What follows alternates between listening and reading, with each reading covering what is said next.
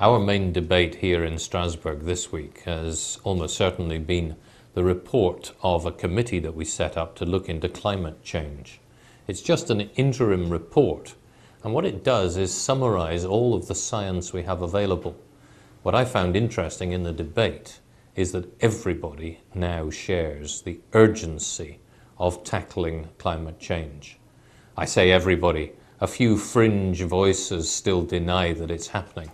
But the vast majority recognize that unless we do something very urgent, and unless we cut our greenhouse gas emissions, probably by more than the 20% being advised by the European Commission, we will simply push our planet past a tipping point from which there is no return. We have absolutely to adopt a package of measures to combat climate change in the next year. We have to go into the world conferences in Poznan and in Copenhagen and persuade America and China and other countries to do the same. And most importantly, I think, we should be looking in great detail at this Desertec idea, the idea that you can generate enough high voltage solar thermal power from 130 square kilometers of North African desert to provide for all the power needs of Europe and the Middle East and North Africa, and desalinate water at the same time. That's the kind of project which might allow us to make the switch from oil effectively and allow us to continue lifestyles where we can keep leaving the lights switched on. The other issue that we've looked at this week is the possibility of putting a law through at European level covering discrimination at work. We currently have a law prohibiting discrimination on grounds of race or ethnicity, but we've no law prohibiting discrimination on grounds of age, or of disability, or of religion, or of sexual orientation.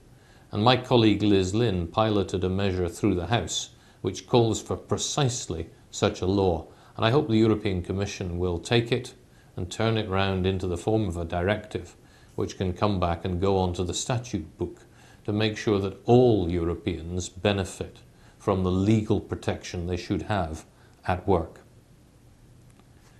And finally, but certainly by no means least, the situation in Italy. Sadly, there were last weekend, and indeed over the course of the last week, a number of attacks on gypsy communities in Italy. There are many immigrants in Italy, as there are in many of our countries, and occasionally, as in every country, there is violence towards them. What happened in Italy, I think, was unusual because of the level of violence, unusual because of the way in Naples the mob, possibly organized by the mafia, was going in and literally forcibly ejecting people from their makeshift homes by setting them alight and refusing to allow the fire service to go in and put out the fires. Whereas in Rome, you had a police operation going and rounding up 400 people, allegedly illegal settlers, and expelling 118 of them pretty much straight away. We've to be very, very careful in the European Union that we don't carry out the kind of purges against the Roma community and other immigrants that became a feature of Nazi Germany. I'm not suggesting one can draw an immediate parallel with Italy, but I am worried that they had an election campaign which created a kind of climate of impunity to people who wanted to carry out violence against immigrants.